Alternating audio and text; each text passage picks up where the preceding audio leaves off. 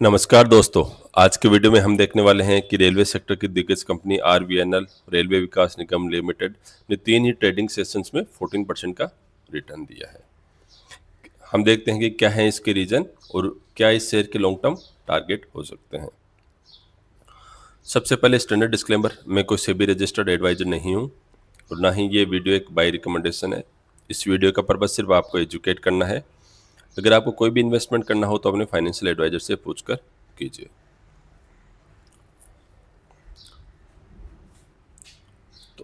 Last trading session में RVNL का share 303 पे ट्रेड कर रहा है और अगर हम देखें तो एक ही दिन में इसने 4% के लगभग बढ़त दी और फिर थोड़ा सा नीचे होकर 3.12% बढ़त के साथ ही 303 पे सेटल हुआ। अगर हम लास्ट की 3 ट्रेडिंग सेशन में देखें तो इसने 14% का रिटर्न दिया है। अब देखते हैं इसके लिए इमीडिएट न्यूज कौन सी है जिसके कारण इसने पॉजिटिव मोमेंटम दिखाया है।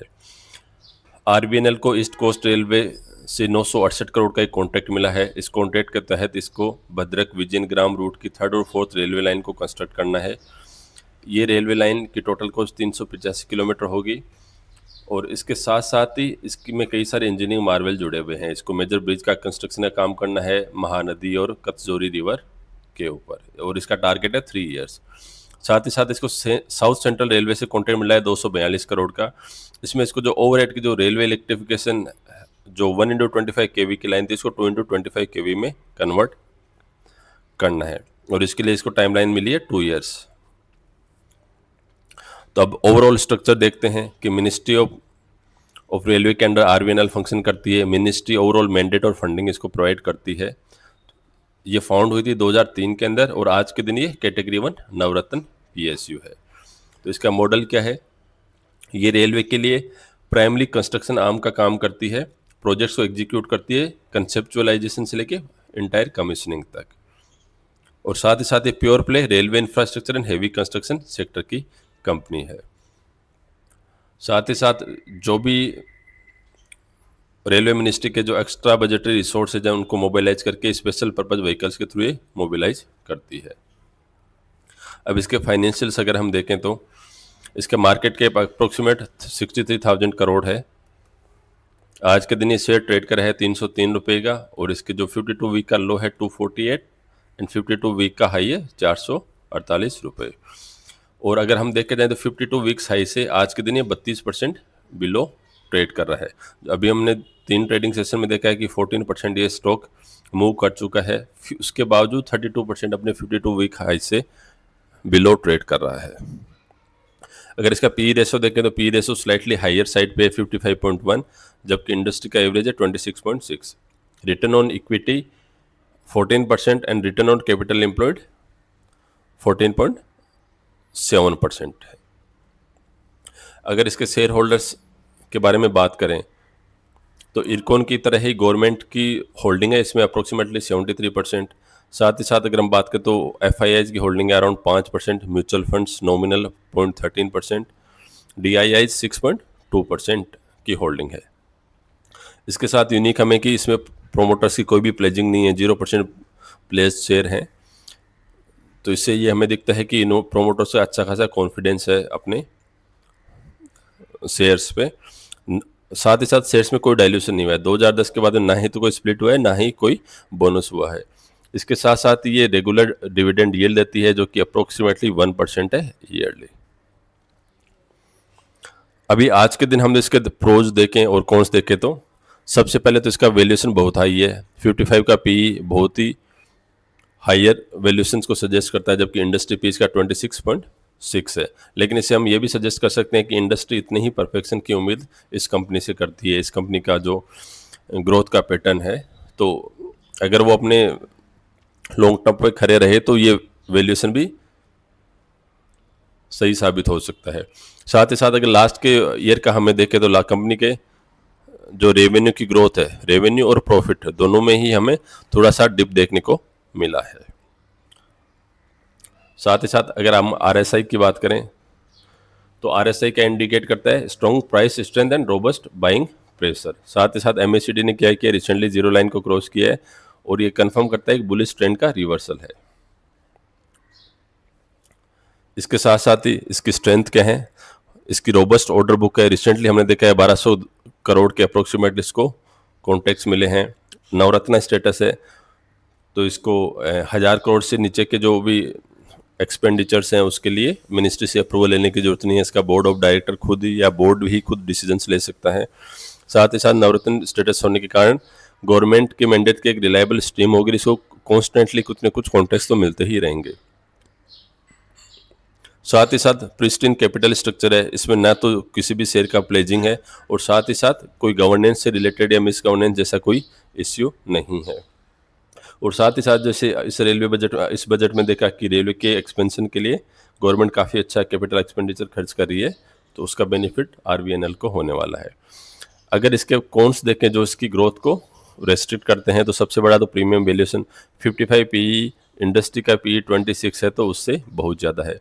तो ये वैल्यूएशन, प्रीमियम वैल्यूएशन तभी जस्टिफाई हो सकता है जब फ्लॉलेस एग्जीक्यूशन हो, गलती की कोई गुंजाइश नहीं हो। साथ ही साथ हमने देखा कि रिसेंट क्वार्टर्स में रेवेन्यू का हमें थोड़ा सा डी ग्रोथ देखने को मिली है।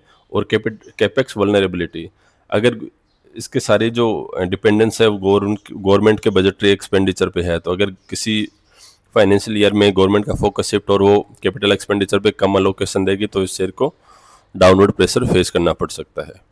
अब हम इसको बाकी शेयर से कंपेयर करते हैं। आरवीएनएल का पी 55 है, जबकि इरकॉन का है ओनली 23.67।